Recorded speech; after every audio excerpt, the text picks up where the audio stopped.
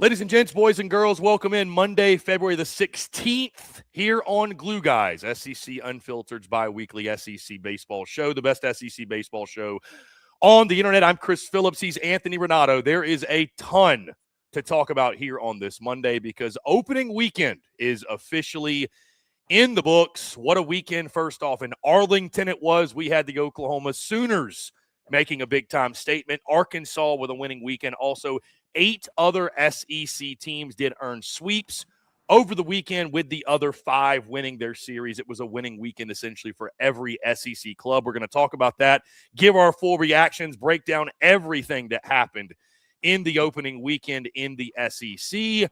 Also, of course, guys, our first midweek slate of the 2026 season is officially here. We'll take a look, obviously, at the top matchups, give our thoughts, give some predictions. Also, we got a few new segments today. Glue Guy of the Weekend. Both Anthony and I will give our winners here on this February the 16th. And we're taking some folks to Kangaroo Court. We're going to talk about that as well. And, of course, as always, guys, we're taking your questions. We're taking your comments. It is a jam-packed Monday show.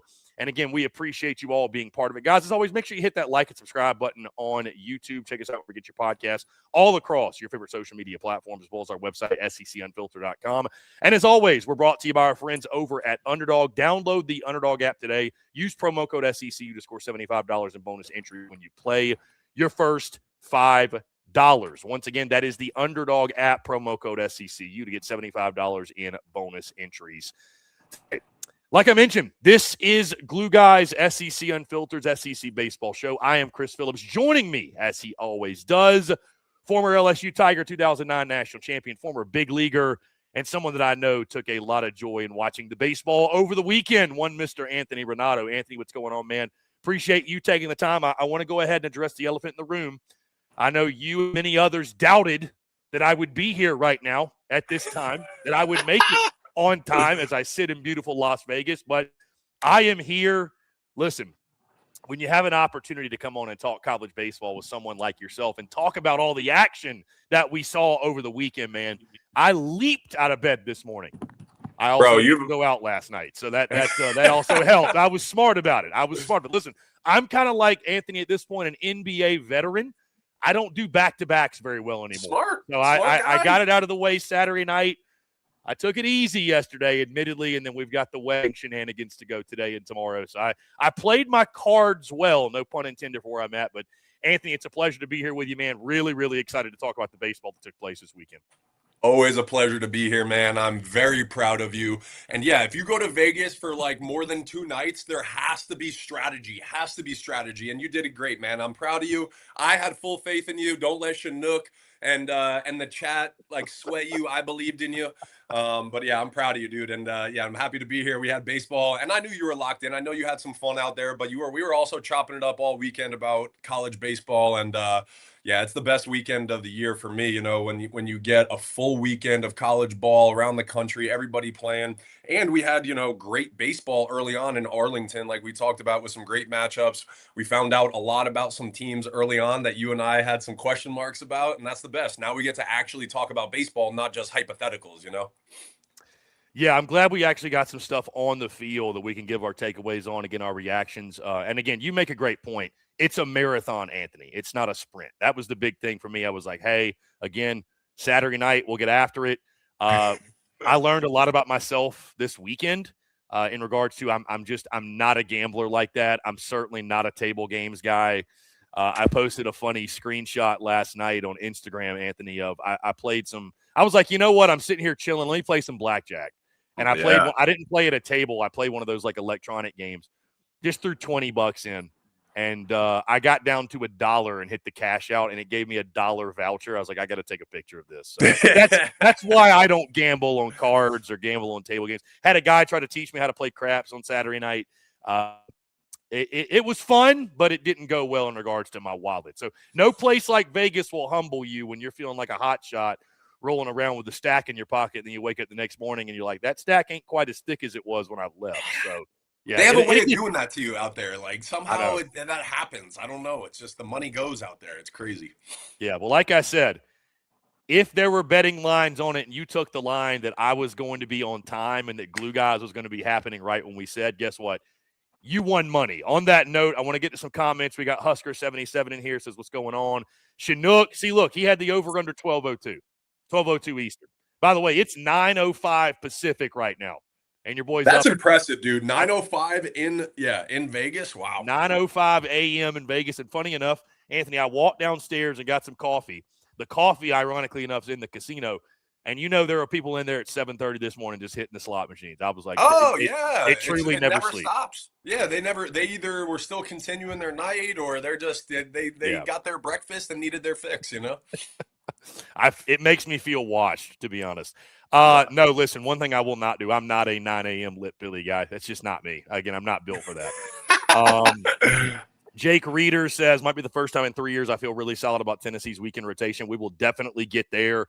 Successful weekend for the Vols. Caleb Falk, good to see Gavin Gidrew in the mound. Fontenot and Sheeran have a lot of arms, plenty to improve on. Expect Newt to get the start tonight. Yes, well, again, we'll talk about all that. Really successful weekend for LSU, especially on the bump. And they also play today. So we got some Monday baseball. We got like 3 games today, right? We do. We got 2 games. LSU and Arkansas both tonight. Again, we'll get to those later in the show. How do you get merch? SECunfiltered.store. Hit me up for exactly what you're looking for because we can add stuff to the store. I just really haven't gotten around to it, to be honest with you. Let's see what else. Robert says Georgia's got a starting pitcher through 4 innings this year. Might be their year. Yeah, I mean, we'll talk about Georgia, but it kind of feels like more of the same on the mound in some ways. I know. Tattoo Bakers, they're in any conference even close to the SEC in baseball. It does not feel like it. I don't think so, and it certainly doesn't feel like it. Bo tuning in. He's on the West Coast. Bo says, whoop, Giga Aggies. Yeah, successful weekend for A&M out the gate. On that note, Anthony, let's get into it. Again, we got a lot to get into, lot to discuss. Couple of quick housekeeping items, guys. This is officially the week. The SEC Unfiltered Tour officially returns. Both Anthony and I will be in Jacksonville for the College Baseball Classic. It's LSU, Notre Dame, Indiana, and UCF. Really excited to get down there. I'll be flying in on Thursday. I'm sure, Anthony, you're going to be there Thursday or Friday or whatever day it is. Yeah, I think I'm going to get in Friday morning early. Okay, Friday morning. Nice. So, yeah, we'll be there rocking and rolling all weekend. It's going to be a great time. Friday Night Spikes live from Jacksonville is going to feed families. We'll figure out exactly what the dynamics of that looks like, but it is going to be happening. So really looking forward to it. All right, Anthony, I've rambled on long enough. Let's get into the opening weekend action. And, of course, we're going to start with the highlight of the weekend, which was the Shriners Children's College Showdown. And in my opinion, Anthony, the biggest winners of opening weekend and the team that we have to start with, if there's any lesson we probably learned this weekend, is when Skip Johnson speaks, we listen. When he tells you he's high on his club, you listen, because what Oklahoma did this weekend, I don't even think the most optimistic Oklahoma baseball fan would have predicted exactly what went down. Not only does Oklahoma sweep the weekend and go 3-0, they outscore Texas Tech, Oklahoma State, and TCU by a combined score of 32-6. Just pure domination. And it ends last night, obviously, when they put belt to ass to TCU in that final game. And I already had people complaining on opening weekend about the belt to ass tweets. Listen, folks, it's a long season. You better buckle in. And when it's deserved, it's deserved. I mean, Anthony, again, I don't think it's an overstatement to say that Oklahoma was the biggest winners of opening weekend in college baseball. Chris, I was disappointed that they were only number 21 in the polls. Like this, I was like, they right now, because that's what the polls are about, right? They're a top 10 team right now. That they're playing the way they played this weekend. They are a top 10. If there's 10 teams that are playing better than them right now, I want to see them because I watched a ton of games all weekend. And what they ran out there Friday and Saturday, I mean, those are 2 big league arms. And LJ Mercurius had 31 swings and misses. Like that's crazy. Cam Johnson was as advertised as like they talked about as a top 10 pick. So, I mean, and then they swung it. Like, we knew they were going to steal some bags and they were going to be scrappy, but like they were gap to gap too. They hit some bombs. Like, so I don't know, man. Like, that team looks ready right now. Again, right? We're not going to say they're a top 10 team and they're going to Omaha because it's 3 games into the season, but the way they played for those 3 games, like, you got to give them the credit that they deserve, and they were one of the best teams in the country this weekend for sure. Yeah, I mean, I think one of the most encouraging signs is the pitching staff, Anthony, right? I mean, that was for some of the questions I thought lied. What Cam Johnson did in that game 1, and he's one of those guys, like, there's so many like this in the league where it's never really been about stuff or lack of ability. It's just would it all come together? And he looked really, really comfortable in that game 1. And you mentioned Mercurius too. Here's the thing. I don't think, to be fair, at least me, I wasn't one that I doubted Skip Johnson, and this just feels like a program that's like perpetually underrated, and but they had a lot of questions coming in, and they faced some quality competition over the weekend. But that didn't stop. I mean, what they did to TCU last night. That's what I mean. 12-2 in 7 innings.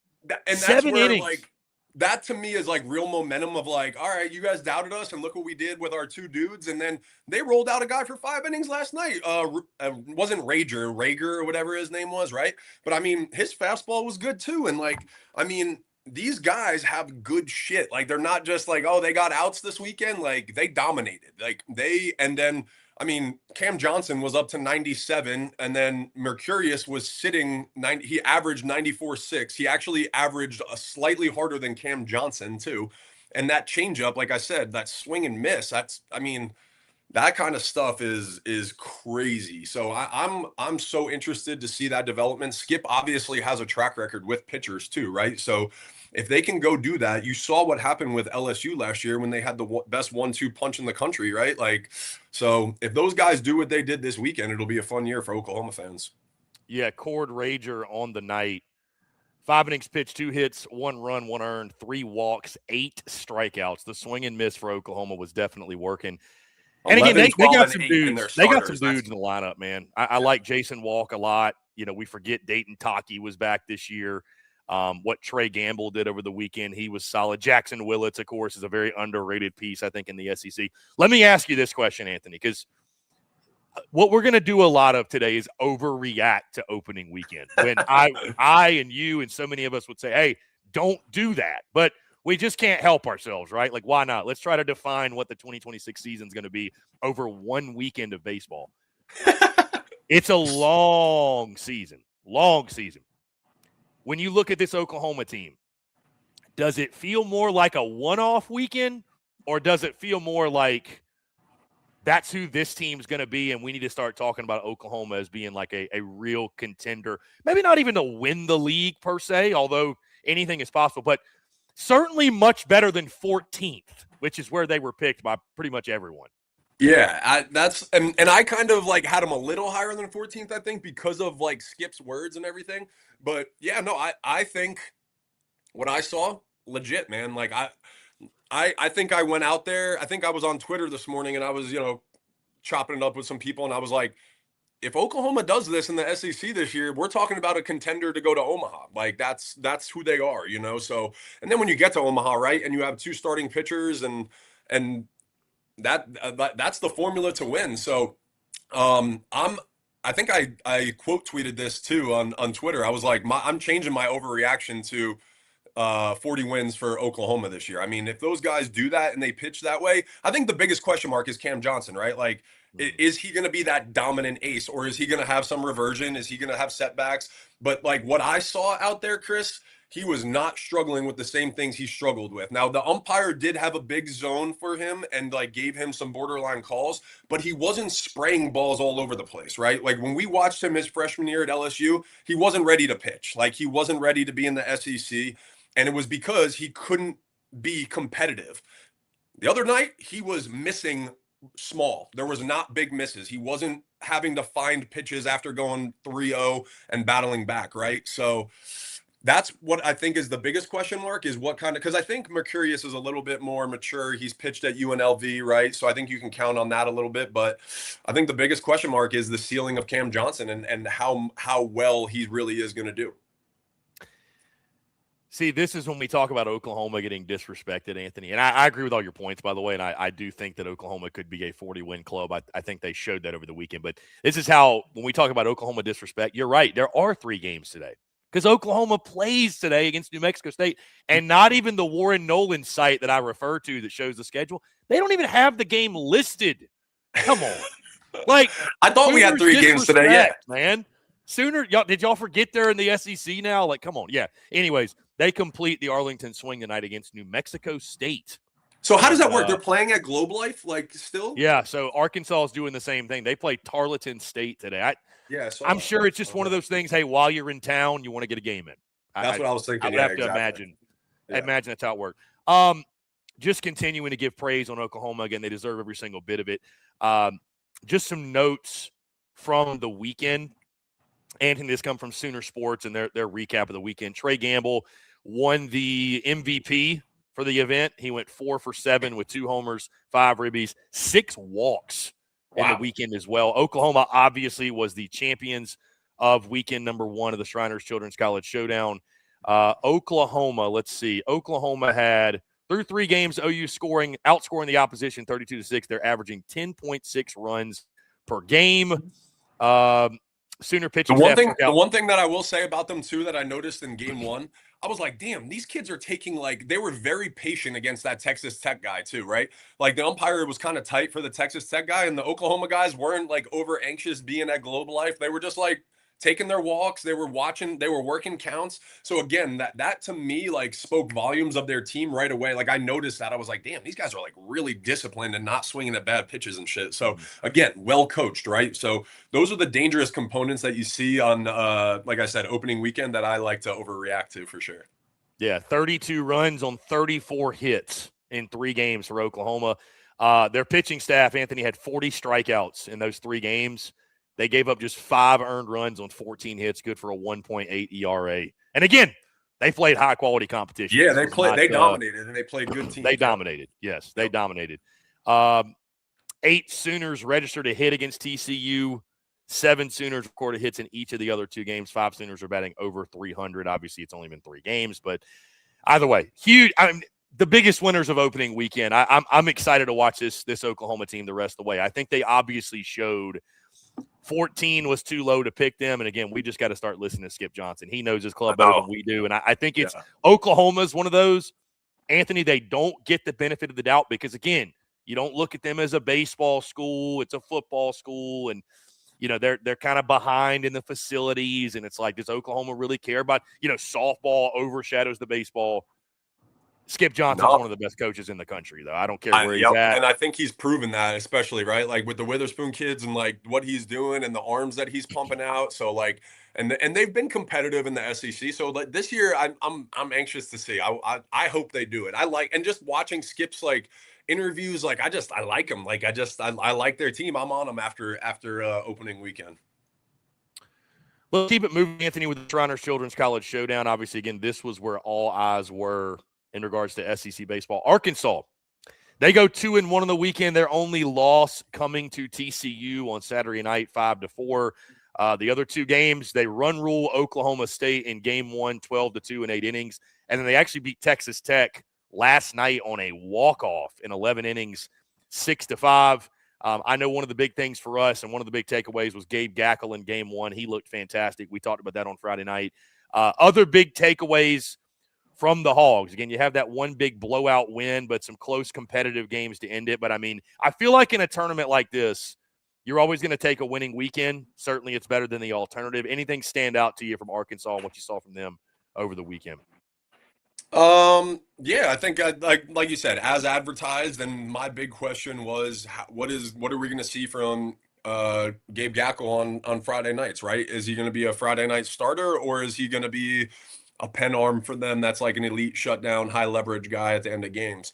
And we saw a guy carry his velocity for all 5 innings. And then I looked at some of the metrics after we spoke on Friday, and dude, some of those metrics of his stuff is like elite. So again, if he can go 6-7 innings his stuff is probably some of the best in the country. I know he's not like an overpowering size-wise guy, but I mean that stuff is elite. And if he mixes it well, and that's what I thought he did really well, was pitch at the top of the zone, throw that like change-up split thing that he has that they call it the sinker, and then throw his curveball at the bottom of the zone. And I think he did a great job of that. So he's going to have a lot of swings and misses at the top of the zone with that heater. And if he does that and sets the tone for them on Friday, I think this team, does their thing and wins another 17, 18 games in the SEC again. Yeah, I think the starting pitching's got a chance to be really, really good. You look at what Colin Fisher did in the final game. Yeah. Lefty that they started on Saturday was nasty. He was up to 95, 96, just struggled a little bit with some command and stuff, but I think Hunter Dietz's stuff is really, really good. He got knocked out, I believe, in the third inning. Might have been the second, but he went 2 innings pitched, 3 hits, 4 earned. They got down 4-0. Really steadied the ship after getting down 5-0 and almost came back and won that. Get 5-1. Almost came back and won that game, but falling at TCU, I mean, really no shame there. It's not something where I'm like worried about it necessarily. And then again, they take advantage of a Texas Tech team that really struggled over the weekend, by the way. They went 0-3. They looked bad.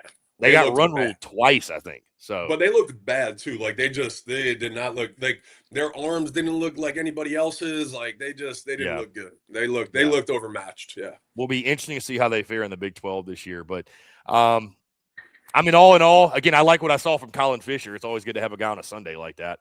Yeah, they really only had one bad inning on Sunday. Yesterday, I should say. They really only had one bad inning that cost them, where they gave up that, I believe, 4 of those 5 runs, 4 of those 5 in the top of the 9th. Actually, they gave up those 4 runs. Texas Tech tied it, and of course, they win in the bottom of the 11th. So, yeah, I just to echo what you said, Anthony. I mean, I think Arkansas looks as advertised. Watching Cam Kojal do his thing, he looks like he's just picked up right where he left off. We know what Ryder Helfrich is. He's one of the best catchers, if not the best catcher in college baseball. They're going to swing it. I think they're deep. You saw Q-Hio Aloy kind of pick up where his brother had left off, winning the Golden Spikes. So they're very deep. They just said Appenzeller. Who's Appenzeller? I want to look up who that guy is. What game did he pitch in, chat?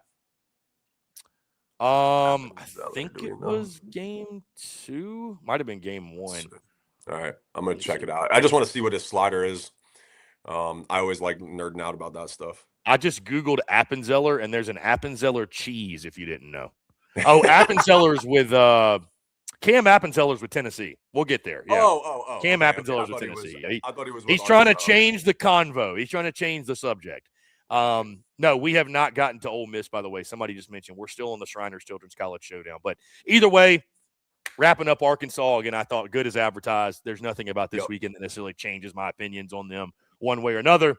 You and I think, you don't think they're going to be good. Let me put it that way. You don't think they're going to be good. Well, I'm that's what I'm saying. Like, I think if my biggest question mark was, is Gabe Gackle going to be the Friday night guy? If he's not the Friday night guy, I don't think they win 18 games. If he's the Friday night guy, I think they win 18 games. So, like what I saw this weekend, I'm on Arkansas. Like I think they're a top 10 team, a top 15 team. Like that's where I think they are. So, as of now, I'm on them. And again, I saw Gackle's stuff metrically, like, and the biggest thing too with a guy like that is holding his velocity, and he held his velocity all 5 innings. So that was encouraging to me. Long way to go, but the Hogs look legit. Let's close it out with Vandy. They were the other team, obviously, that played in this tournament. It looked like it got off to a promising start, Anthony. Like, there's things about Vanderbilt that I really liked over this weekend.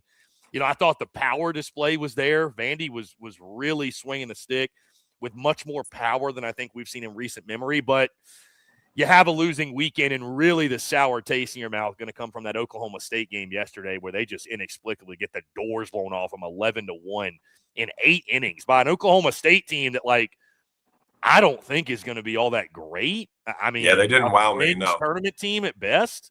Yeah, they didn't wow me. And then yesterday too, like, bro, like that's what we talked about with Vanderbilt, and this is what I saw in the postseason is like in important games and in games like where you got to win these games. Dude, when the fucking starting pitcher walks 8 guys or whatever the hell, his starting, like, it was crazy how many free passes he put on base and they couldn't hit in the clutch. Like, bro, you got to punch one of those across to get a Sunday lead against a lefty that's, he had elite shit, but like he's putting people on base. You got to score runs, dude. I don't care that he's throwing 95, 96 from the left side. Like that's what I just didn't see from Vanderbilt last year in the postseason. And that's kind of like what I've seen in the last 4 years is like the clutchness isn't there, right? I was high on them coming in because I liked their rotation and I thought all those guys did their jobs. Like even Sunday, they were in the game in the 5th inning. It was just when they hit their bullpen shitted away and then they just didn't swing it, So I don't know. We'll see. I'm high on the rotation. I really like Austin Nye. He looked freaking unbelievable. Like he looked like a big leaguer out there to me. And his metric kind of backed it up, like of what the eye test told me. So again, I like the rotation. I think they have 3 solid arms. I think Nye is probably their Friday guy in my opinion. But I don't know. The bats are like we talked about. That's going to be the question mark. And then I think hitting in the clutch is who's going to be their guy? Who's going to be their leader? That's going to be the big thing. Yeah, I thought Nate Taylor was solid on Sunday. But I mean, again, when you have 2 hits and like you mentioned, this Oklahoma State staff, 10 walks and you couldn't muster more than a run. 10 walks. I really think their starter when he got taken out in the 4th inning, it was like a wild line. It was like 6 strikeouts, 8 walks or something in 4 innings. Here's the line from Ethan Lund for Oklahoma State. 3 2/3 innings pitched. No hits. Yeah, no hits. No runs. 8 Ks, 6 walks. That's what it was. Okay, yeah. That is the most like Nuke LaLoosh line you will ever see. It literally was. Like I was like, Vandy, how are you guys not scoring a run right now? This kid can't throw strikes. Like what is happening? Yeah, it's like 18 walks, new league record. 18 strikeouts, also a new league record. New league record. Yeah, I mean they just. But he was even the next guy. Even the next guy had 3 walks, 4 Ks. So you're right, not able to take advantage. Obviously, it was the 2 big innings that killed Vandy. 4 runs in the 5th, they surrendered. 6 runs in the 6th. But again, you muster 2 hits, you're not going to win that ball game. Yeah, I thought the pitching staff. They had the opportunity before that, right? Like where that guy's against the ropes, a good team knocks that guy out of the game. Like their starter was doing his job on Sunday, 5 innings, keeping them in the game, right? Like when the starter walks 6 guys, you got to score fucking 2 runs. Like it's got to happen. Like that's embarrassing for Vandy, honestly. Like that can't happen. Yeah. Yeah, I mean you can be critical of the pitching, Anthony, but at the same time, like Sunday swing day, like you got to be able to score. You got to be able to take advantage and score runs on a Sunday and help your pitching out a little bit. Changes the momentum of the game. You can bases loaded or leaving runners in scoring position. Yeah. That's it's hard to keep asking your pitching to do that. Exactly. I do want to highlight really quickly, and it was in the game they lost, which it's really hard, Anthony, to have a player hit 3 home runs in a game and lose. But Vanderbilt did that because Colin Barksey, the catcher, he went 3 for 5 on Friday, 3 RBI, all 3 bombs, and they weren't cheapies either. No, these balls were touched that he hit out. So I think there's like it felt crazy to me when I was told that this Vandy team could hit 100 home runs, but like they look like they have more power to me.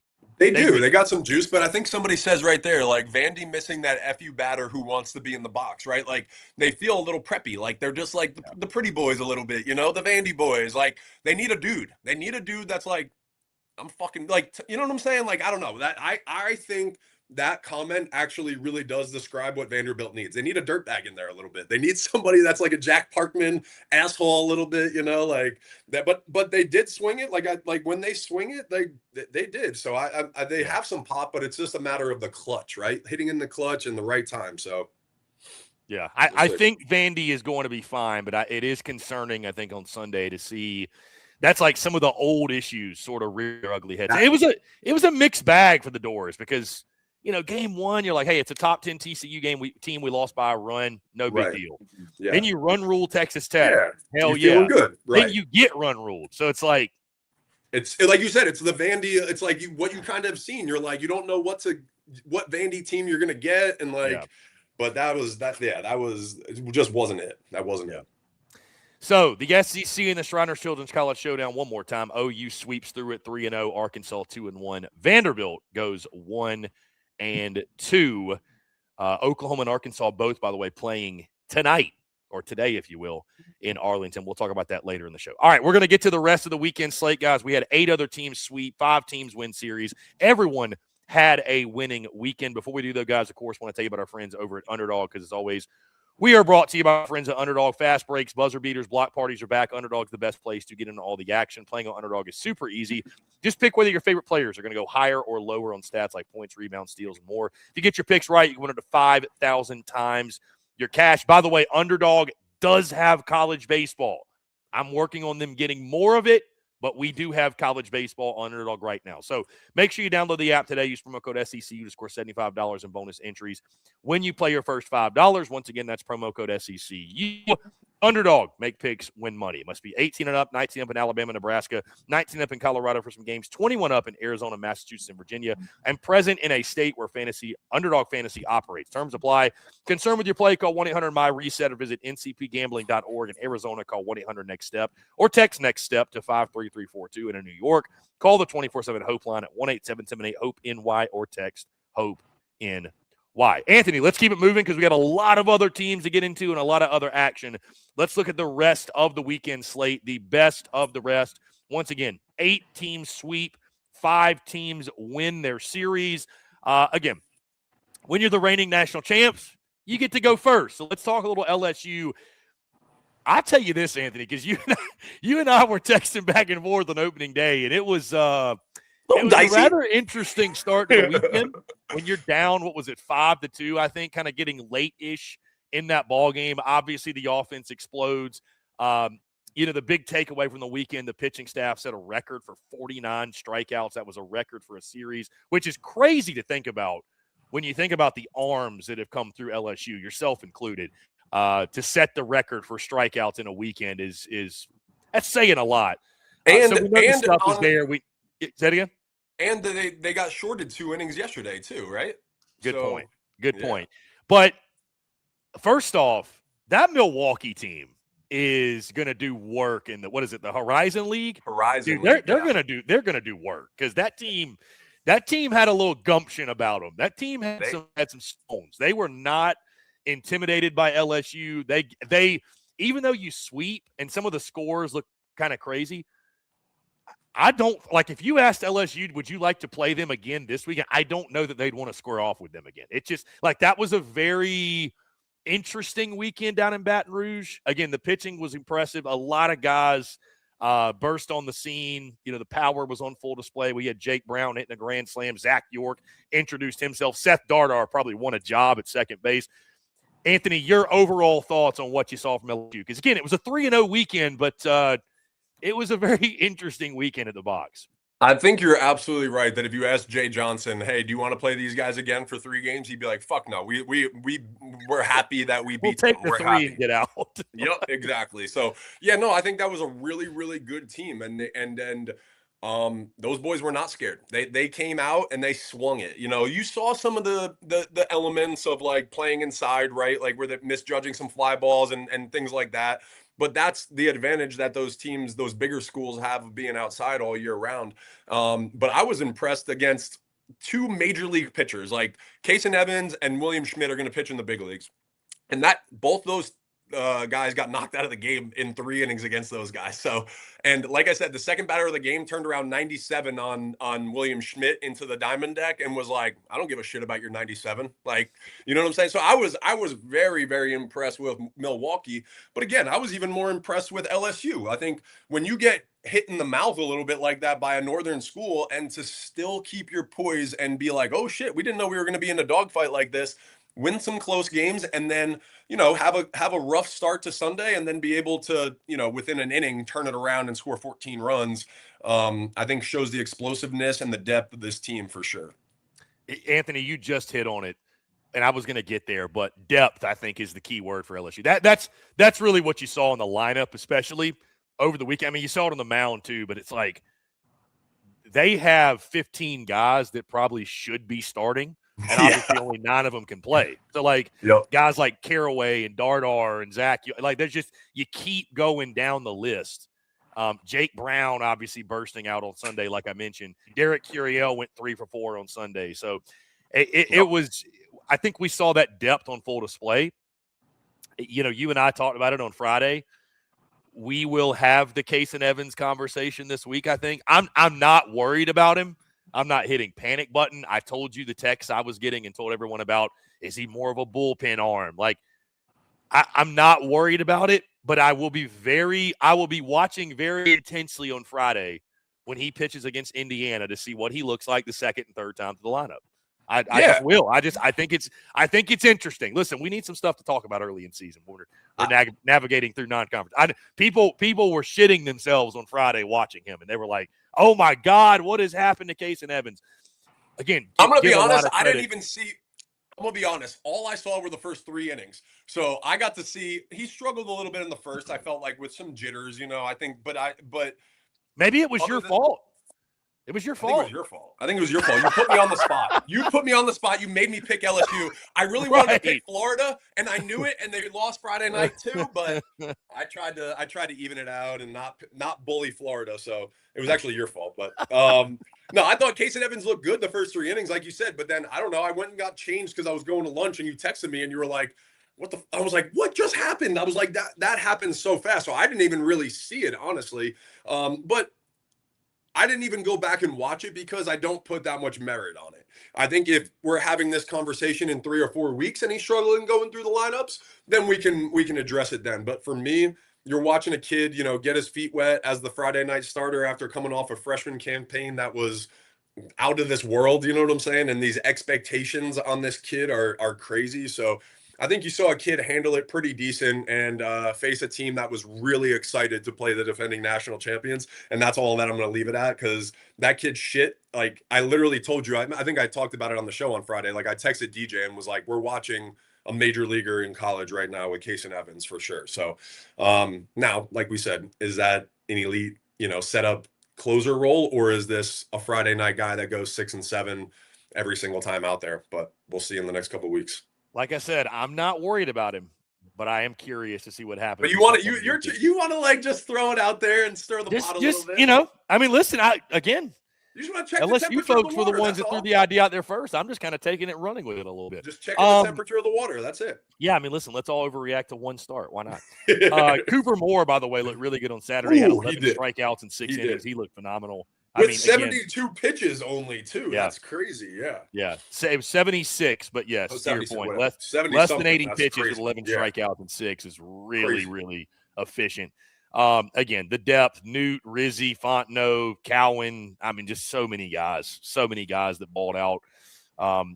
LSU has here's what we knew coming in and we know moving forward. And final thing on LSU, they don't have a lack of depth of talent on the mound, in the box. It's just all about how the pieces, and Jay Johnson's the best at it, but how all the pieces can come together.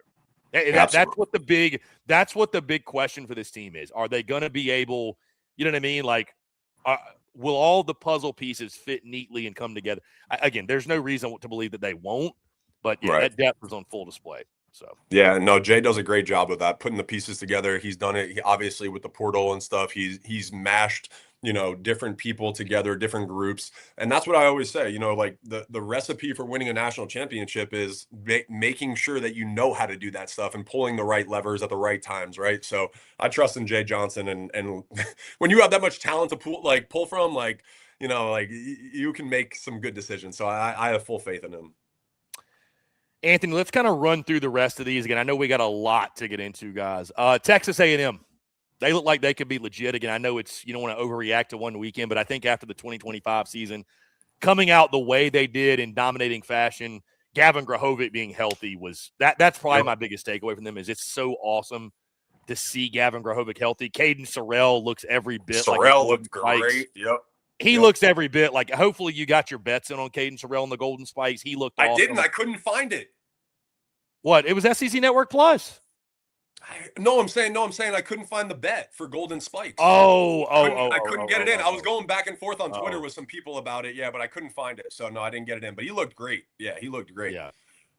Yeah. Texas A&M again, very ho hum. Did what we expected. I mean, listen, Tennessee Tech is a program known to swing it really well. I mean, they win 15-6, 23-7 in 7 innings, and then 7-1 on Sunday. Anthony, maybe Texas A&M was one of those most underrated teams coming into the season. Again, don't want to overreact to one weekend, but I hope so. To see them at full strength, like you look at them and you're like, this team was picked to finish 13th. knock on wood, they stay full strength, this team is going to finish much better than 13th. That's the big takeaway from them. Absolutely. I couldn't agree more. And we kind of said that. We were like, I had them so low ranked because of the question marks. That was the biggest thing. But we said if they're healthy and if their starting rotation answers some questions, that we had, this team could be that, right? So I want them to be good. I said that. I was like, I think the SEC in college baseball is better when Texas A&M is good, and there's that rivalry in state in Texas where there's a couple options that the recruits can go to, and it balances out that power in Texas. So I want Texas A&M to be good. It looked like it, and when they have that star power of Grahovic and Sorrell doing that, like this could be dangerous. And again, I think it's a good thing for the SEC. Anthony, let's move to what happened in Austin, Texas. Speaking of the Lone Star State, Texas sweeps their opening weekend. They beat UC Davis 12-2 and 7 on Friday. That was actually a game Texas was down, I think, 1-0 to get it going. Ruger Riojas settled in, and the Bats awakened. UC Davis, they beat them 6-4 on Saturday and then 9-1 on Sunday. I think the big question going in, and certainly that was answered, we were all asking ourselves, how will Dylan Volantis transition from a reliever to starter? Well, he didn't have answered that one. 7 innings pitched, 1 hit, 1 run, 1 walk, 8 strikeouts on the weekend. It was a successful debut for the transfer, Carson Tenney.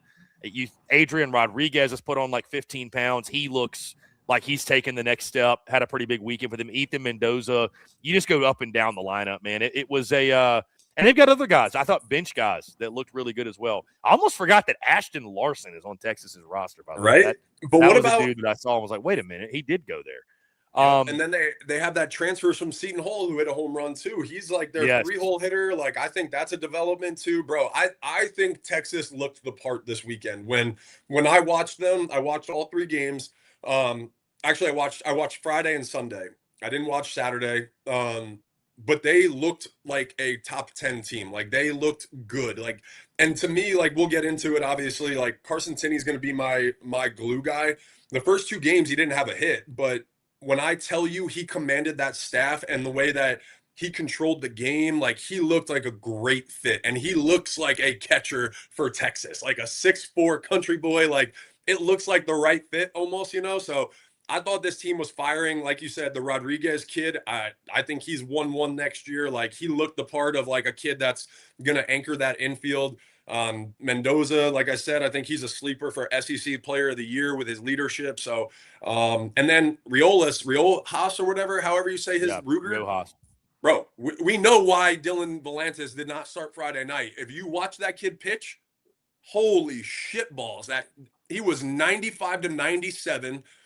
At the top of the zone with had to have been a crazy IVB fastball. He was throwing a gyro slider. He had a split.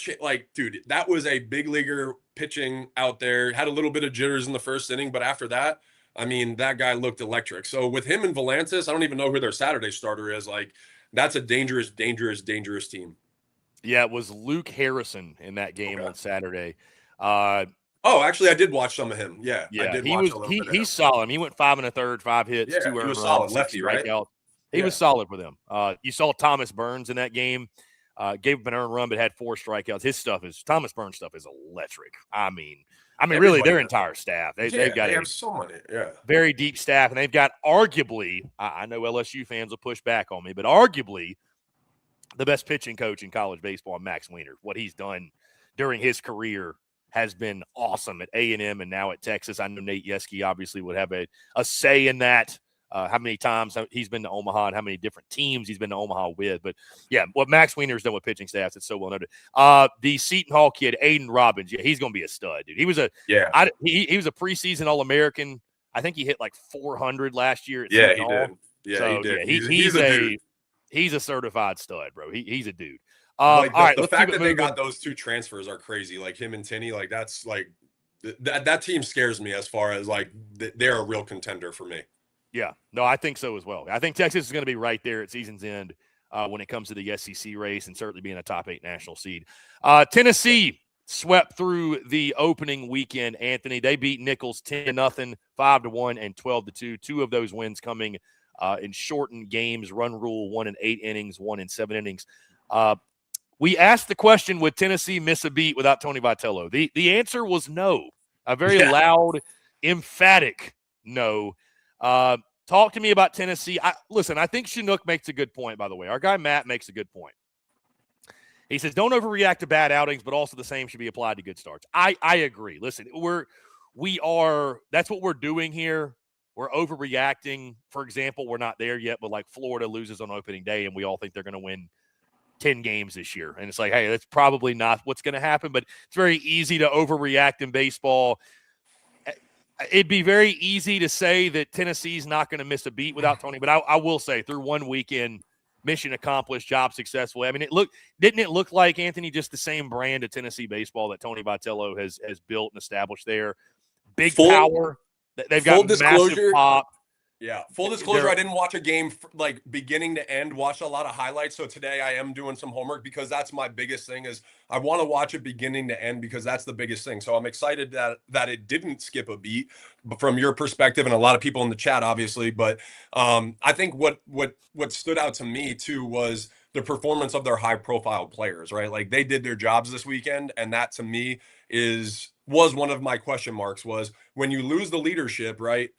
Do the best players still rise to their ability and perform the way that they can, or does that hinder at all some of the leadership and that kind of stuff? So, and we see all over the chat about this, about the Blaine. Right. What's Blaine? The big takeaway for me is Blaine Brown. Yeah. I mean, God, 8 for 14, 3 bombs, 5 ribbies. I know it was Henry Ford that got all the love kind of going into the season, the Virginia transfer, but that kid's a freak. Just to play spoiler, he's going to be my glue guy. I think this dude's going to be a household name. I really do. Like Blaine Brown he balled, man. He absolutely balled. I know it's one weekend. You don't want to overreact. We'll see who emerges when it comes to SEC ball, who's hitting SEC pitching. But Blaine Brown looked every bit the part. And again, you have a weekend like that, 8 for 14, 3 bombs, 5 ribbies. Yeah, that dude's going to be a household name sooner rather than later. David Speaks kind of put in there about his genetics too. So like, if that's true, Colorado All-American, Tennessee Titans running back, like dude, the pedigree's there. That's really cool. How about that? I didn't even know that. How about that? No, that's really cool. Tidbit, David Speaks. That's we appreciate it. Yeah. No, it's Blaine Brown looked incredible. It just looked like more of the same from Tennessee. The starting rotation looked really good. I heard you said their Friday guy looked electric, right? That's what I'm gonna lock in on. Yeah, Tegan Coons looks very, very good.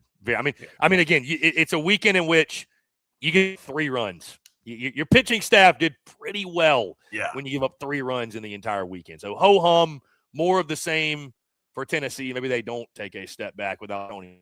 But I think that's even another thing. 3 runs on the weekend, right? People can run into balls. Like it's easy, that stadium balls fly. Like you got to throw strikes to only give up 3 runs in the weekend. Like that, like their pitchers did their job. And again, it comes from leadership. So again, my question mark of like what was going to skip a beat for Tennessee, like first weekend, like they passed all the tests. Yeah, I mean, I think that's the thing we don't give Tennessee enough credit for, too, is Anthony. They've had one of the best ERAs in the country over the last couple of years. And, hey, listen, they pitch at Lindsey Nelson, too. So, exactly. You got to give them a lot of credit, Anthony, moving to Starkville, Mississippi State sweeps their opening weekend. And it was really a celebration of the beginning of a new era for Brian O'Connor. Opening day record crowd of 12,824 in Starkville, Mississippi. What'd you see from the Dogs? I mean, listen, again, I think it's one – we saw them come out of the gate. I mean, they struggled a little bit. The game. That Hofstra pitcher was good, though. He was good. He was, yeah. He was. Good and again, I'm not going to overreact. I certainly didn't expect Hofstra, though, to give them the fits they did. I mean, you had a 6-5 final, 6-1, and then 7-5. So give Hofstra credit. They hung around with them. Did you know? I did a little homework though. Hofstra's coach is Frank Catalanato, so I don't know if you knew that, but he was a 14-year big leaguer. So really, that's going to be a new development. Like they're probably going to have a good little program over the next couple of years because he's from Long Island. Like he's got roots there. Like he'll turn that program around. So like that was a well-coached team. They knew what they were getting into at Mississippi State. So you got to that's why again, I think Mississippi State passed with flying colors. Their Friday night guy, McPherson, his shit was nasty. Like He was sitting 96, 97. Like, so again, right? Like they got some dudes. Ace Reese, I thought, looked great and did his thing. So and they didn't even use Jack Bauer again. Like I'm gonna keep talking about this kid because like to me, he's one of the top prospects that I've seen go to college in the last couple of years. And to not even use him, I don't know if he's their midweek starter or something, this week. I was trying to find some information on it, but again, I think that speaks a lot about their team. Yeah, imagine being the team they play in the midweek and they're trotting out a guy throwing 103 miles an hour.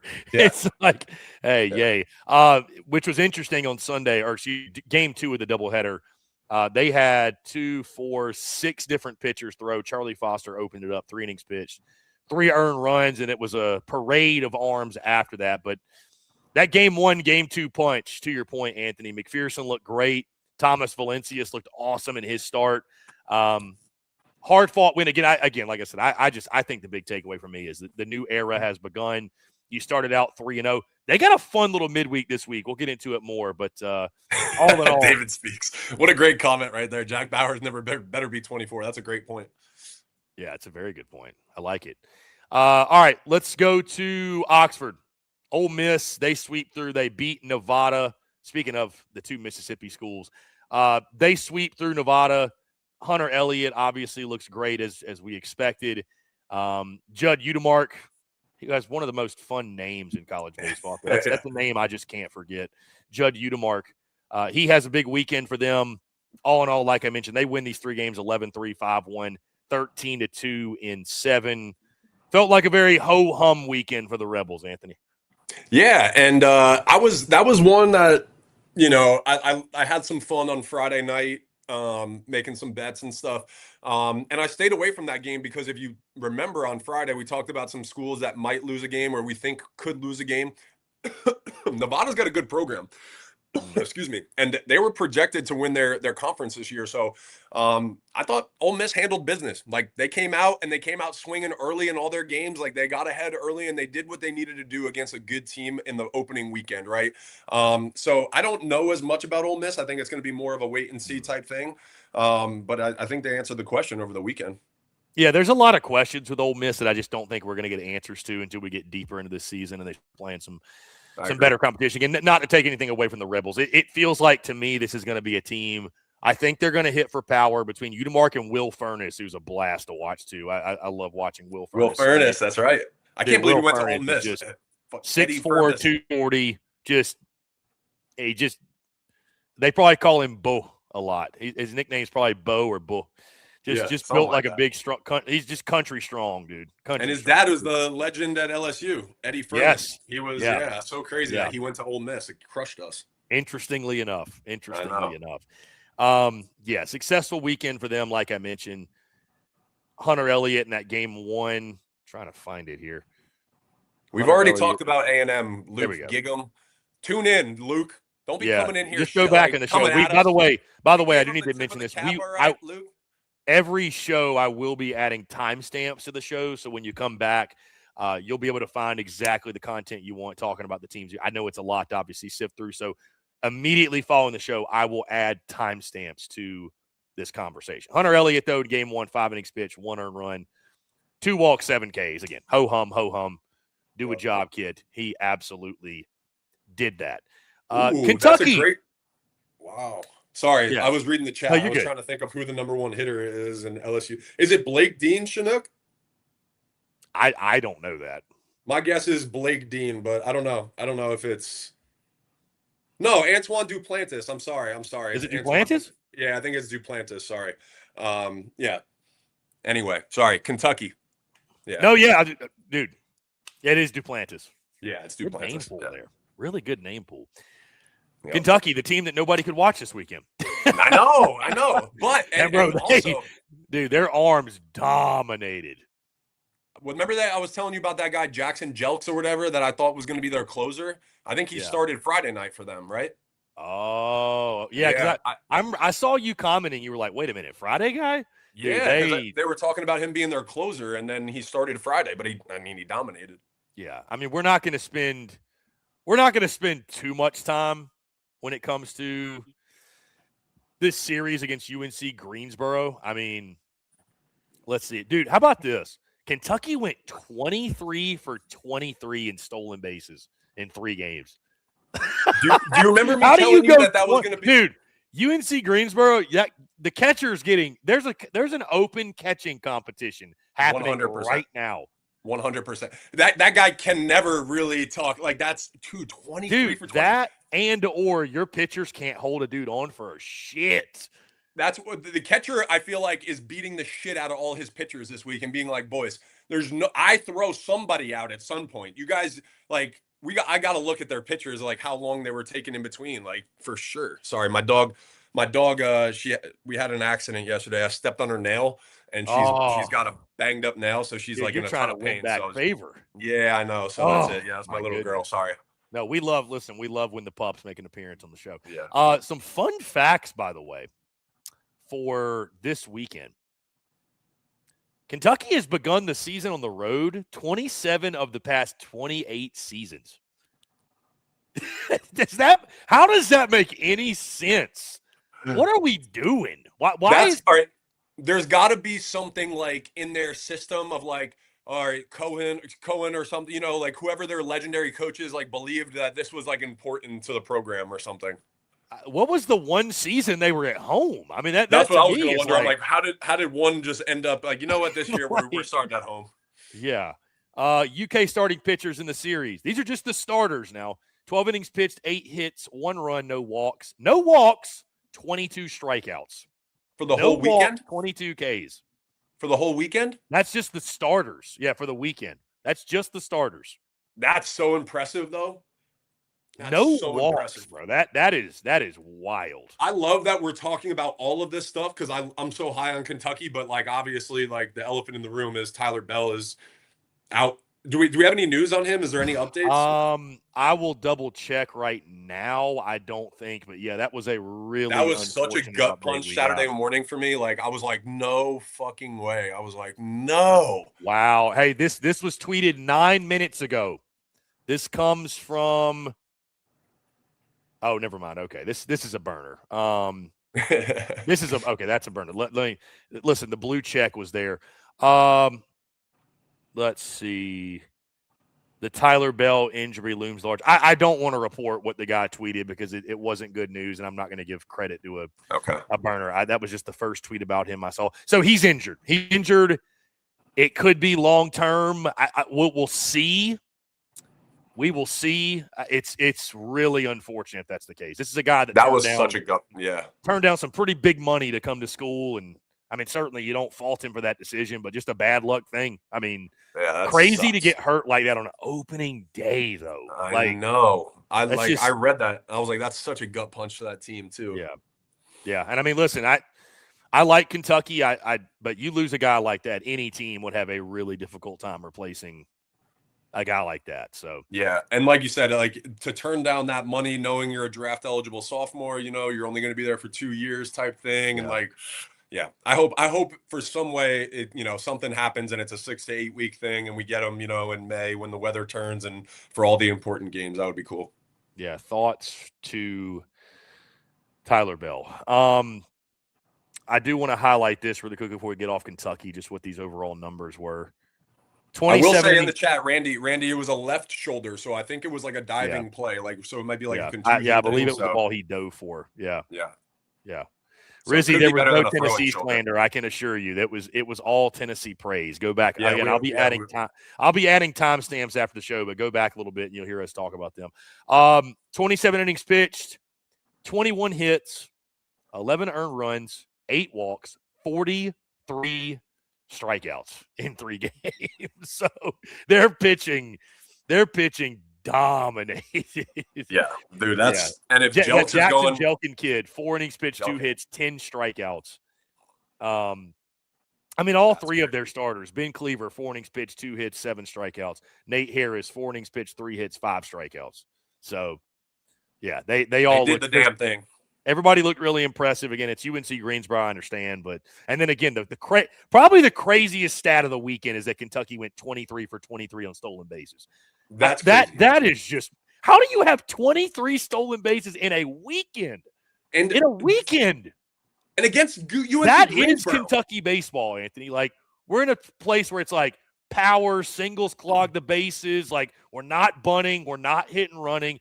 Just hit a bomb. Kentucky's like, fuck it. We'll go steal 23 bags in a weekend. Yep, we'll steal second That's and so third. wild. Yep. I told you that's why I was like, I'm so high on this team because of that shit. Like, they're gonna steal 100. Like, they're gonna go crazy this year.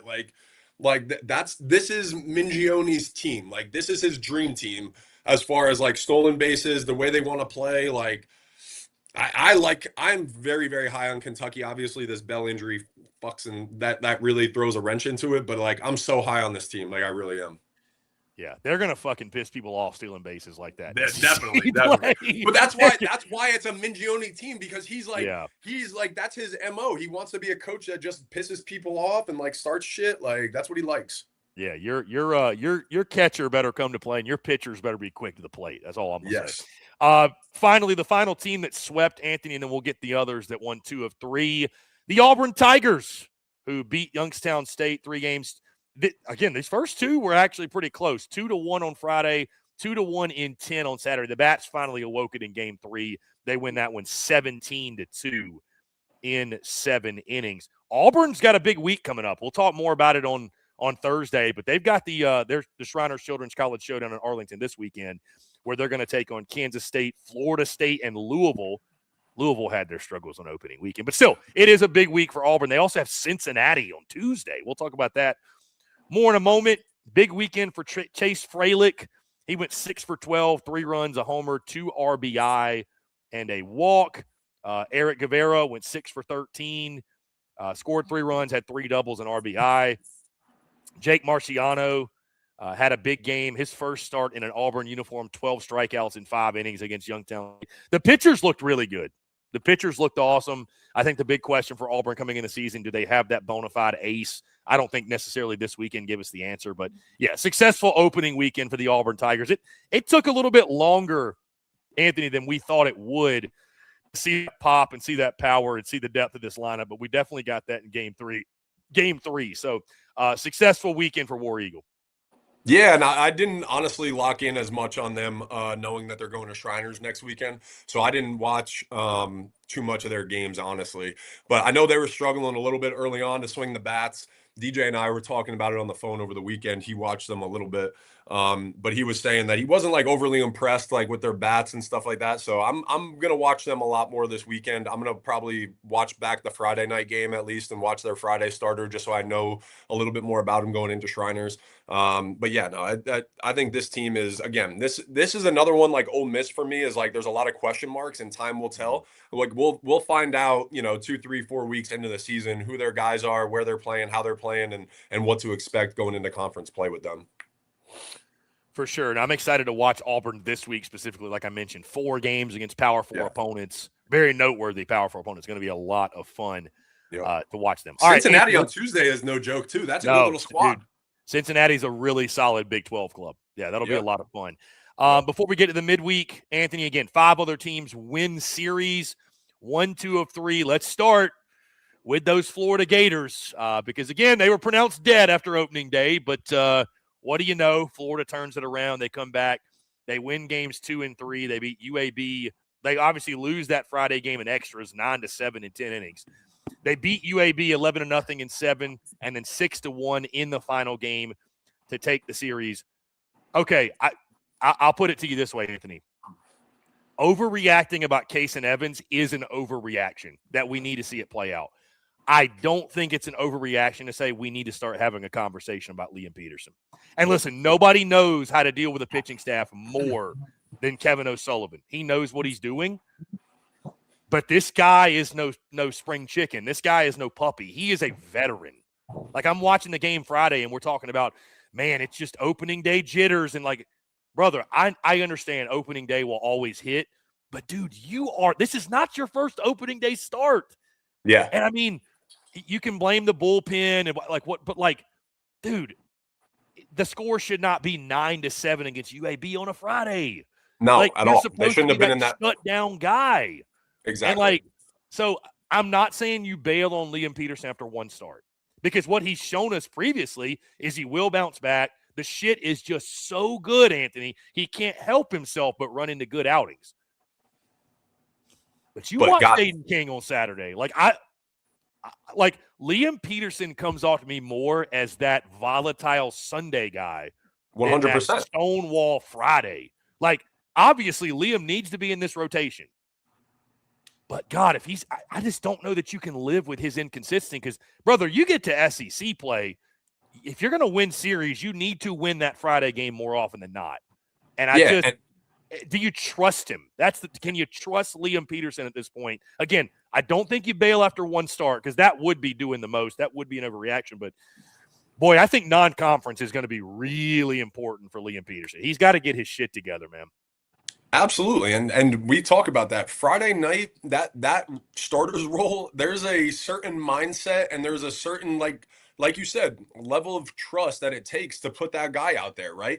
Because you have Saturday and Sunday games coming. You can't have a guy that's going to throw 90 pitches in 4 innings, right? So when you're going 3-2 and then striking somebody out every single time and your pitch counts at 95 through 4 innings, now every time on Friday, you're having a bullpen having to cover 5 innings. Like, that ain't it. And you can't have a guy that could only go 2 or 3 innings because he can't find his shit. You know what I'm saying? And that's like who he's liable to be at times. And like you said, he's more the volatile Sunday guy where you're like, all right, well, like hopefully we get the guy that goes 7 shutty today, right? But on Sunday, it's a lot less dire for him to do that than it is on Friday. On Friday, that sets the tone so poorly. And again, why I was like, there's a lot of question marks about Friday about Florida, right? When your Friday guy is a little bit of a question mark and he's supposed to be a dude and there's like a little bit of pressure to be like, damn, he's a first rounder. Like, why can't he figure it out, right? That creates a little turmoil within the culture of the team. And then when you need a Saturday guy that like is pitching better on Saturday to be the Friday, and you got this first rounder there that can't figure it out, right? There's a weird element there that creates like a cultural thing. So yeah, I'm not envious of Florida in their position right now, but Liam's got to figure it out. Like, that stuff's got to start clicking.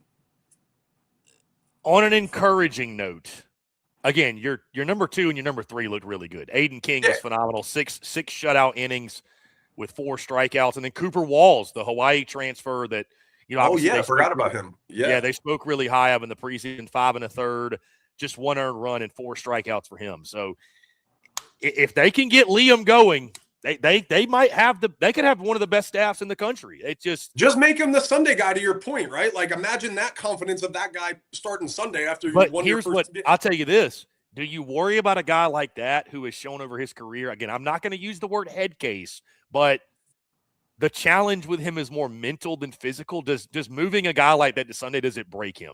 Yeah, it could. Absolutely.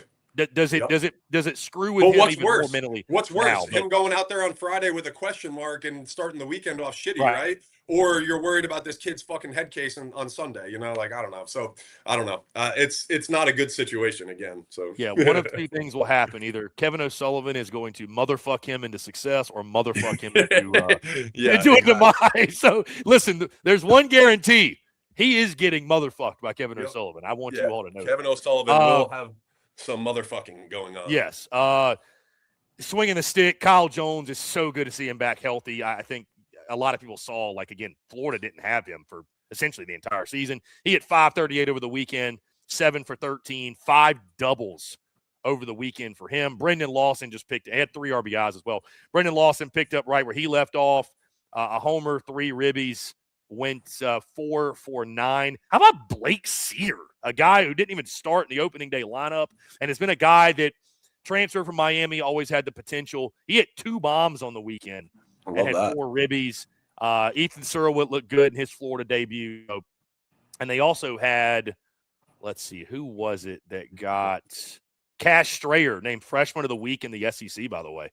Nice. He went 5 for 8, 2 doubles, had a home run and an RBI. Yeah, named Freshman of the Week in the SEC. So, and his name's Cash. And his name's Cash. That's a hell of a name. Anthony, let's move to Alabama. Boy, there was a lot of despair about Alabama baseball after opening day. They do bounce back. Justin LeBron this is not breaking news, one of the best players in the country. He hits 2 home runs on the weekend. I think he hit like 275 for the weekend, but did have those 2 bombs. He might be the lone bright spot on the Crimson Tide, dare I say. That's probably too much. I don't want to take it that far. But it's like I told you coming in, Anthony. any team whose top two starters are Tyler Fay and Zane Adams, I don't trust you. Zane Adams pitched fine on Saturday. Still, I know that, but no, you're right. No, I'm with Tyler, you. Like Tyler Fay they especially, didn't look like the best team in the they SEC. lack that big shutdown. You know what they lack? A Riley Quick. They don't have that guy. Not that I've seen. So Alabama will go as far as that starting rotation will take them because Justin LeBron's going to essentially carry that offense every time out. And they got some other dudes who pop in the lineup, but yeah, I just think pitching woes had to get fixed. Again, not to overreact to an opening day loss, but yeah, Bama's got some things to figure out in their starting rotation.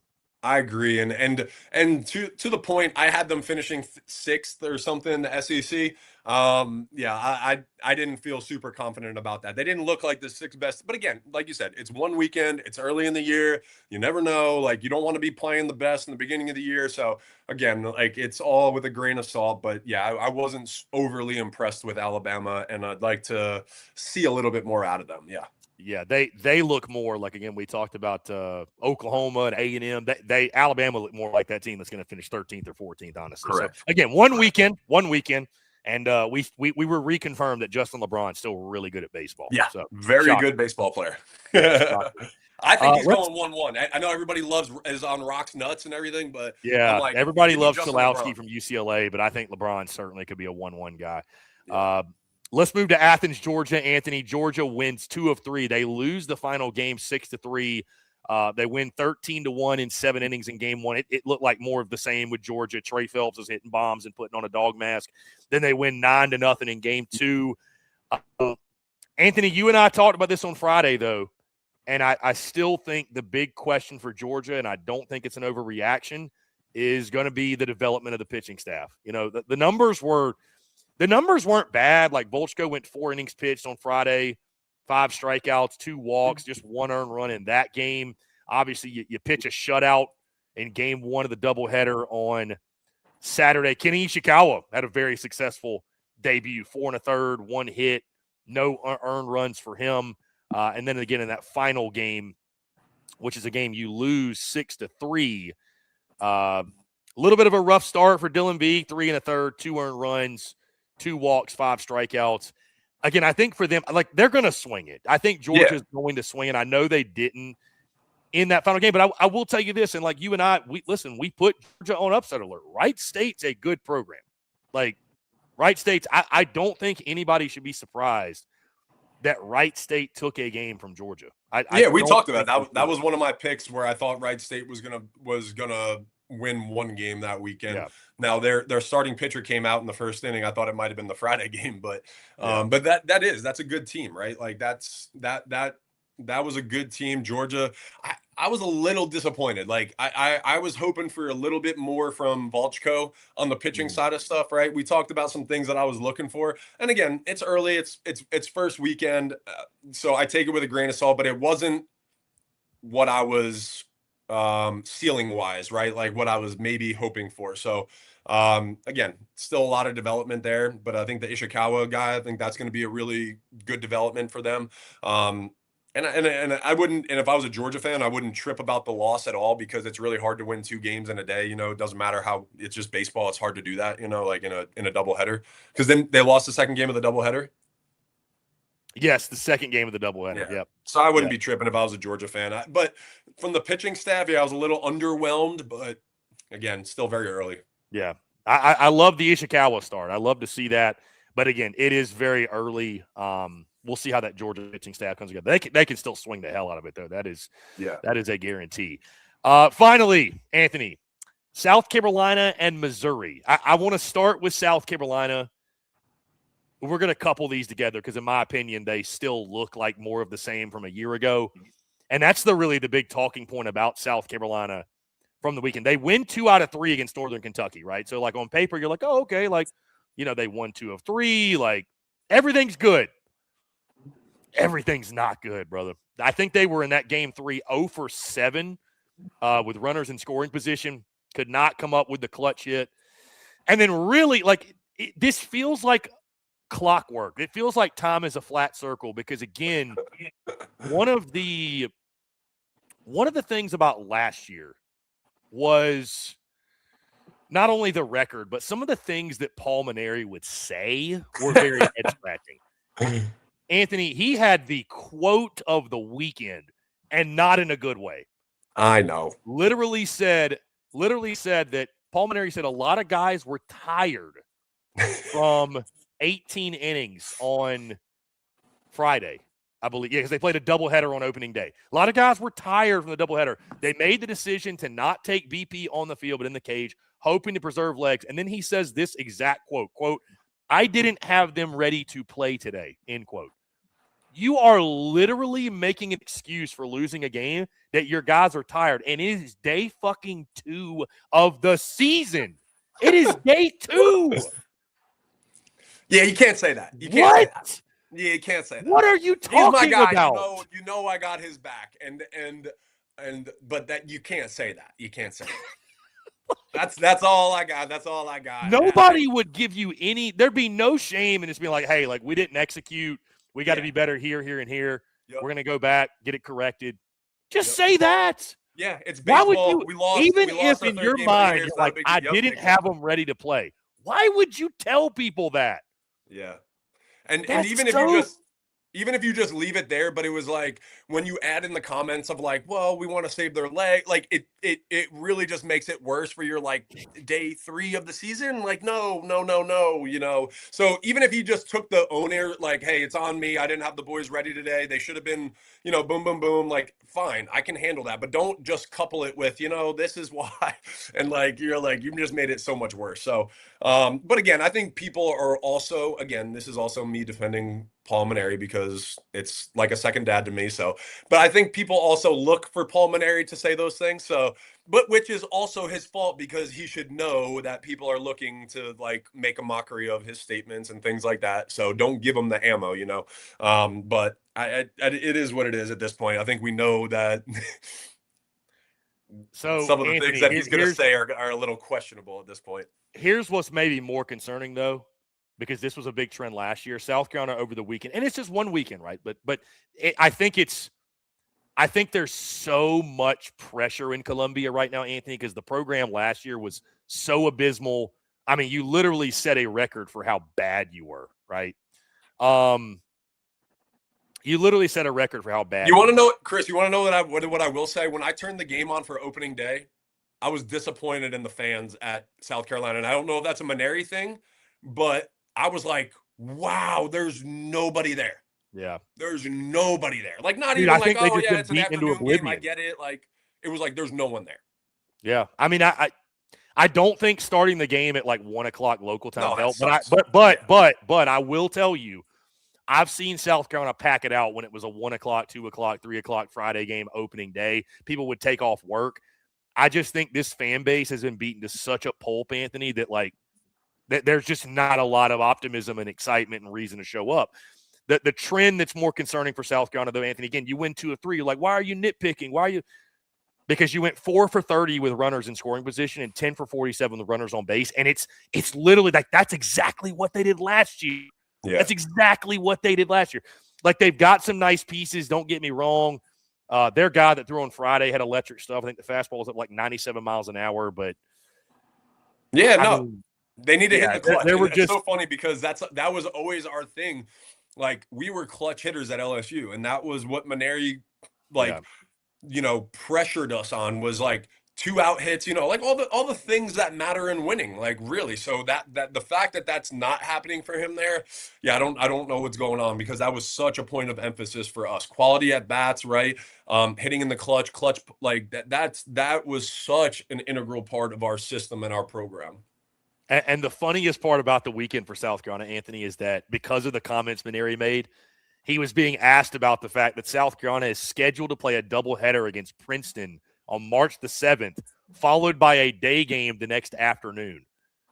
Ooh. So he says, quote, hopefully they learn from this. And, we'll have a doubleheader with Princeton on a Saturday, and we'll have a Sunday game. So we'll see how ready they are if we have to play some different guys the next day. Again, I'm like, we are living in a Looney Tune land, brother. We are. Again, I know you love your boy Paul, and I'm not trying to like dog him or anything, but like, my God, man, like Hey, who knew 19, 20, 21-year-olds are too tired to play a game that the full day after a doubleheader? Give me a fucking break. No, I'm with you. You can't say that on opening weekend. You cannot say that on opening weekend. Yeah. You can't say that. He Finally, does not get a pass from me on that. they win 2 of 3. Hell, they score 34 runs in their final game.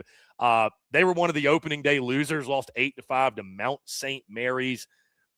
We don't have to spend a lot of time here, Anthony. I don't – listen, if you and I spent more than 30 seconds talking about Missouri baseball, it's kind of like the if a tree falls in the forest and nobody's around to hear it, does it make a sound? Yeah. If we talk about Missouri baseball, but there are no Mizzou fans present to hear us talk about it, did we actually talk about it? So I don't listen.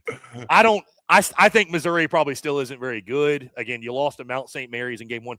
Maybe they can channel scoring 34 runs on Sunday into something positive, but I don't really see it. Hey, at least they made the graphic, for YouTube. That was good. We had some. They did. My guy Jackson threw that on there. I like it. They scored 34 runs. We got to give them. We're putting Mizzou front and center of the graphic. Hey, we might not be able to talk about Mizzou's offense like that again. So maybe we just got to live it. Yeah. And just we don't know. Anthony, before we move to the midweek, I know obviously, guys, longer show, but this is what happens when you actually have baseball to talk about. So on the field, I should say. Glue guy of the weekend for you said you're going Carson Tenney. And by the way, guys, what glue guy of the weekend is, it's essentially our weekend MVP. It doesn't have to be the person who had the best stats, maybe the person who stepped up in a big moment, or, when you think of what a glue guy is, right? Like Anthony Ranaudo for LSU's pitching staff. That was a glue guy. You know what I mean? Like that's a guy we had to have for us to get to where we wanted to go. So anyways, now glue guy of the weekend for you, you're going Carson Tenney of Texas. Carson Tenney. Yep. And I said this it right. This is a great example of a glue guy, truly.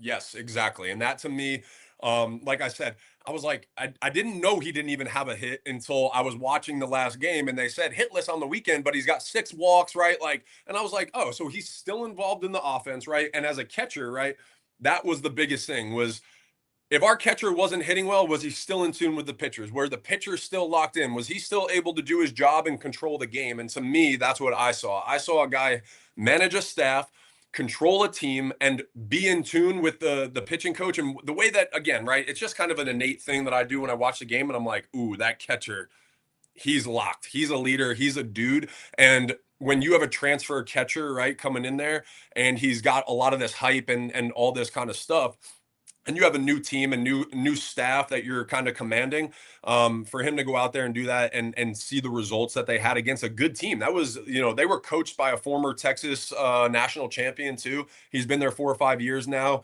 And so that was a good team. Like they're a really solid, well-coached team. And again, like that, nothing like offensively wowed me by him, but it was more, he was a glue guy for the weekend on a team that I thought was as advertised, that had a lot of hype around them. I like that. I like especially going with a catcher. I do like going with a catcher. That is the ultimate glue guy. I am going to go with a guy who just put up insane stats this weekend. I'm going to go with Blaine Brown over at Tennessee. Again, I don't know how many people had actually heard of Blaine Brown before this weekend, but this kid is going to be a household name, like I said earlier. 8 for 14, 3 bombs, 5 RBI. Everybody wants to talk about Henry Ford. Deservedly so. I understand it, but dude, Blaine Brown, if opening weekend's any indication, he is the next great power bat, and next great bat in general coming out of Knoxville. So Blaine Brown, incredible weekend. Maybe this is a Golden Spike sleeper. Again, that's an opening weekend overreaction, but that's what we're doing here, obviously. So Blaine Brown, one of those sluggers you need to get to know in the SEC. He was phenomenal. I mean, every ball, it felt like he was just peppering. Those exit velos were going crazy on opening weekend for him. Yeah, he was incredible. All right, Anthony, let's take somebody to Kangaroo Court from opening weekend. I'm going to start first with this. I am going to the first game of the college baseball season. Give me Wake Forest's social media team for posting that corny-ass video they did before the season. Listen, I didn't say anything when it was published.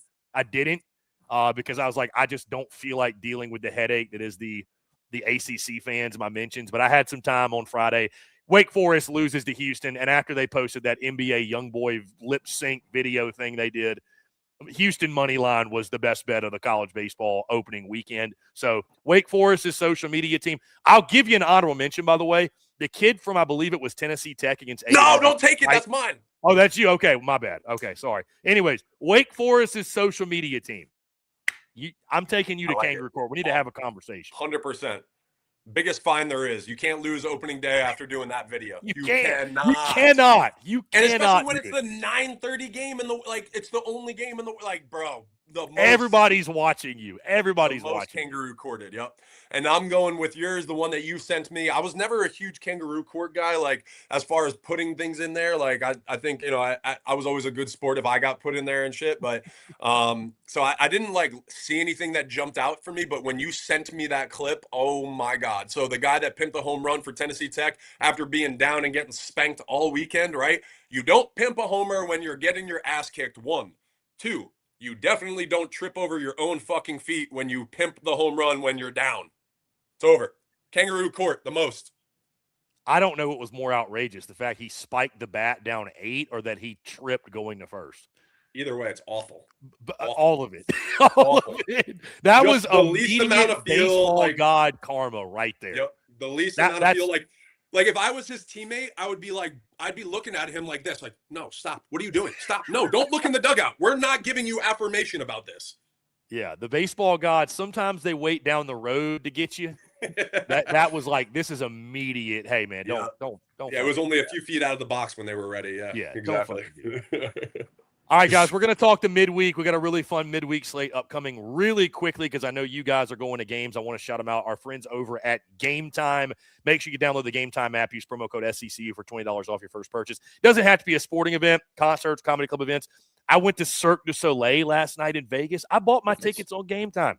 It's the best place to get them. And obviously, again, I know you guys are going to college baseball games, college basketball games, NBA, NHL, MLB's about to be back. You name it, they've got your tickets. Once again, that's our friends at Game Time. Download the app. Promo code SECU for $20 off your first purchase. All right, let's get into, Anthony, this midweek slate. I see our guy. I don't user. It's a very interesting user. A&M student section was chanting trip, trip, trip, trip all weekend every time he had an at bat. Well earned. I mean, that's that. You play stupid games, you win stupid prizes. All right, let's get into the midweek. We're going to do this every single week when we chat with you guys on Mondays. Midweek preview predictions, kind of give you the best of the slate and give our thoughts on it. Don't forget, we've got 3 games today. Arkansas plays Tarleton State. LSU's got Kent State, and Oklahoma has New Mexico State. OU and Arkansas, of course, are in Arlington still. LSU is at the box, which, by the way, that Kent State team, it's going to be a good one. Jay Johnson mentioned it last week that RPI boosters, why they wanted to play it. So who LSU has on the bump will be really interesting. I don't think we have a starting. Somebody in the chat said Jaden Newt, okay. I don't know if that's true or not, but I would be really interested to see. I told you, I think he's going to be, for me, he's always been like this kind of like wild card guy. Like I feel like he's going to play a role in LSU, like while he's wearing the LSU uniform. Yeah, for sure. No, I'm excited to see it if that's the case. Yeah. Yep. Should be a fun one tonight, though, at the box, as will the other 2 that are in Arlington. And then we get into the Tuesday, Wednesday midweek slate. The schedule is out, guys. I'm not going to run through every single game. Some of the highlights, though, Anthony, Mississippi State hosting Troy on Tuesday. Troy, a really quality program, top 25 program. Florida goes on the road to Stetson, so let the midweek begin for the Florida Gators. The Florida Gauntlet midweek. Yeah, the Florida Gauntlet midweek. Auburn hosting Cincinnati. That's a really fun game that's taking place on the Plains. Lamar going to Texas. That should be a fun one. Lamar's one of those pesky programs. Alabama is traveling to Samford on Tuesday. Tennessee gets UNC Asheville, who's a really solid program. We've seen UNC Asheville pull big upsets in the midweek before. I feel like I'm just going through them all now. South Carolina is traveling to Wofford, which is very strange to see them going to Spartanburg.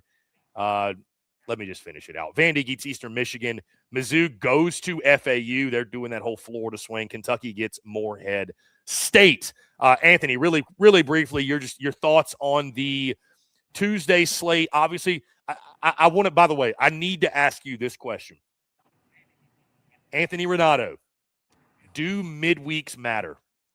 Yeah. Okay.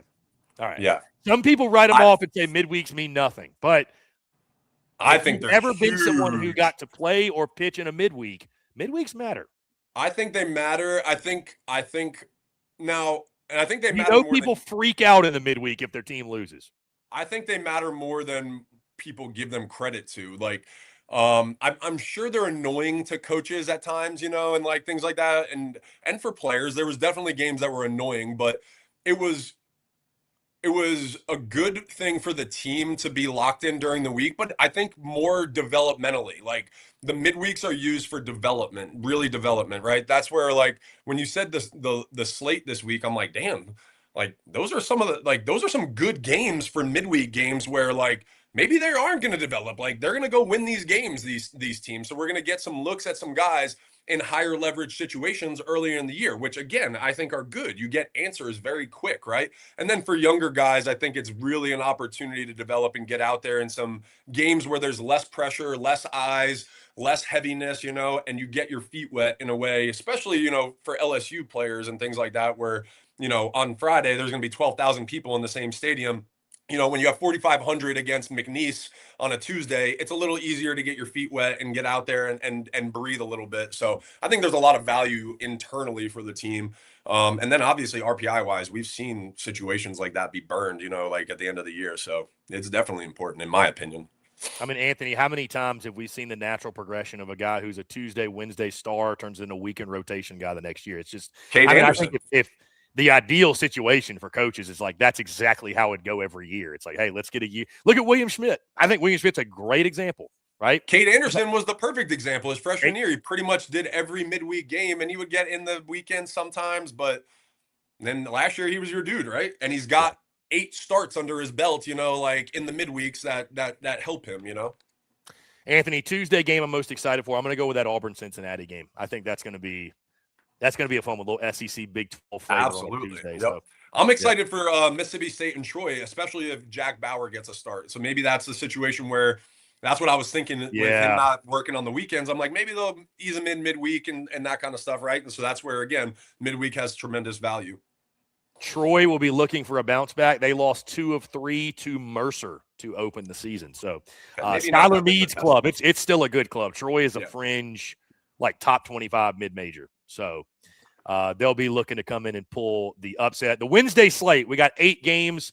LSU and Nicholls, Georgia, USC Upstate, Alabama State, South Carolina Gardner-Webb, Mississippi State, Alcorn State, Ole Miss, Jackson State. A lot of states on the Wednesday slate.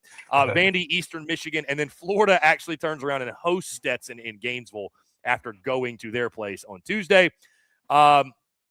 Really briefly again, Anthony, thoughts on the Wednesday slate? This feels a lot lighter than Tuesday. Yeah. Again, just a lot of opportunity to build depth and get guys experience. Yeah. I think it's cool when I played, we usually had Tuesday, Wednesday games.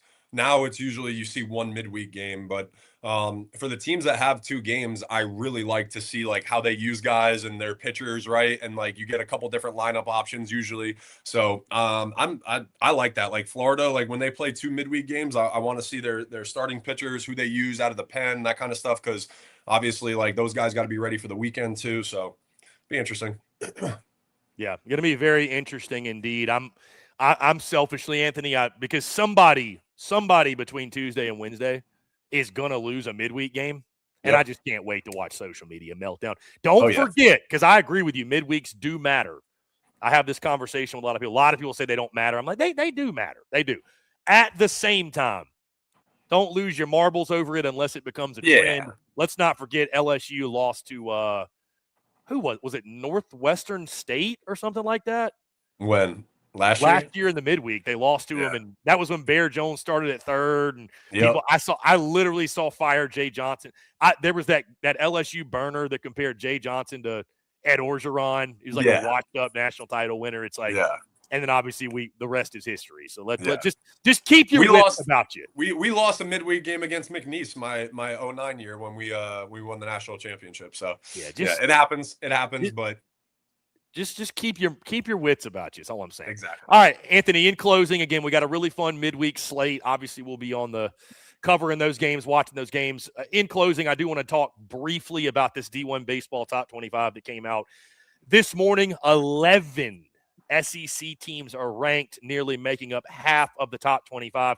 Pretty much everything's, for the most part, a lot of it's status quo. LSU 2, Texas 3, State 4, Arkansas 8, Auburn 9, Florida 12, Tennessee 13, Georgia 14, Kentucky 18, Clemson 19. Oklahoma jumps into the top 25. They jump all the way to 21. Texas A&M's at 24. Vanderbilt does fall out after losing 2 of 3. I mean, again, I think the big takeaway here, Anthony, is well-deserved for the Sooners, and I got a feeling they're going to continue to climb as we go through the early parts of the season. Yeah, and I think they should have been in the 15 range, honestly. Like, I know that's a huge jump, but get Vandy out of there. Like, I agree. And I also think A&M deserved to be a little higher too. Like, I thought they turned some heads this weekend. But again, 24 and 21, you can't move certain schools because they didn't lose. So I get it. But no, I think A&M and Oklahoma were the two that I thought could have been higher. I think Kentucky didn't really move at all, but I could see them being a little higher because I thought they played well, even losing Tyler Bell. But we'll see. Yeah, I mean, you're not going to get tons of movement early in the season with these non-conference series, especially, unless you obviously lose a series or, God forbid, you got swept. Right. I was surprised Louisville was at 15. I don't know exactly what they were ranked last week, but I'm like, dude, like Michigan State pushed their shit in. I mean, yep, that was crazy. The Michigan schools, brother. The Michigan schools. They all balled out this weekend out here. They got Anthony Ranaudo and DJ LeMahieu coaching them up there, dog. That's it. The Midwest, baby. That's it. That's it. They heard me coaching them up. Hey, there might be snow on the ground, but belt to ass is being applied by the Michigan school. That's right. Let's go. Watch out. They said, you give us temperatures above 40 degrees, we're going to whoop some ass. We get a couple days of sunshine up here. Watch out. Scary stuff. All right, let's put a pin in it, Anthony. Really, really good stuff. I'm so glad, man. We've got baseball to watch and talk about. And hell, we got baseball today. So I know. It's soon too, in like an hour. Yeah. Yeah, it's weird. I'm so messed up with time zones. I can't imagine what you're going through out there. Yeah, exactly. It's 10:36 Pacific right now. So I'm like, dude, whatever. Hey, listen, we made it on time. We proved the doubters wrong, aka Chinook. Keep doubting your boy. I'll keep proving you wrong. No, in all seriousness, guys, we appreciate you all tuning in. Really, really fun stuff. In the meantime, as always, guys, make sure you hit that like and subscribe button on YouTube. Check us out where we get your podcasts. All across your favorite social media platforms, as well as our website, secunfiltered.com. We'll be back on Thursday, of course, 11 a.m. Central Time to talk the weekend. A really exciting weekend upcoming. Jacksonville College Baseball Classic, where we will be to watch the defending national champs. We've got the Shriners Children's College Showdown happening in Arlington. So a lot of fun tournament play and some fun non-conference series to get into as well. Obviously, you can follow us all across the socials at Glue Guys SECU. Anthony Ranaudo's at Anthony_Ranaudo. I'm at CPhilly19. As always, and again, stay tuned. Content bleeding out of the eyeballs. We'll be following it all and covering it all throughout the week. And it is Mardi Gras week. So great week to go see the Tigers. Why not? I'm sure it'll be a big party down there in Jacksonville with those LSU folks. Yeah. So, Anthony, good stuff, man. Any final thoughts, closing words, anything else we didn't hit on? No, this was great. Thank you, chat. You guys are always awesome. Thank you, guys. This is fun. Appreciate you guys, and I will see you guys, I guess, Thursday, right? Yeah, Thursday. Thursday we'll do it again. 11 a.m. Central, Monday, Thursdays, 11 a.m. Central. And I want to say a quick thank you. The first Friday Night Spikes of the season was a massive success, one of the most viewed Friday Night Spikes we've ever done. It will come back this Friday. Anthony Ranaudo and I will be together in Jacksonville, Florida. We're going to figure out the logistics of it, but that's going to be really, really cool. Friday Night Spikes live. I'm fired up. Yeah, it's going to be a really, really fun day. So, guys, in the meantime, appreciate you all. Like I mentioned, follow across all the socials. Check us out where you get your podcasts. Glue Guys is now on Spotify and Apple Podcasts. So if you want to listen to the show in podcast form, you can do so. With that, we'll say salutations. Appreciate you all tuning in. Thank you all so much. For Anthony Ranaudo, I am Chris Phillips. This is Glue Guys. Y'all have a great rest of your Monday and a great week. Enjoy the midweek, and we'll talk to you all on the other side. Cheers.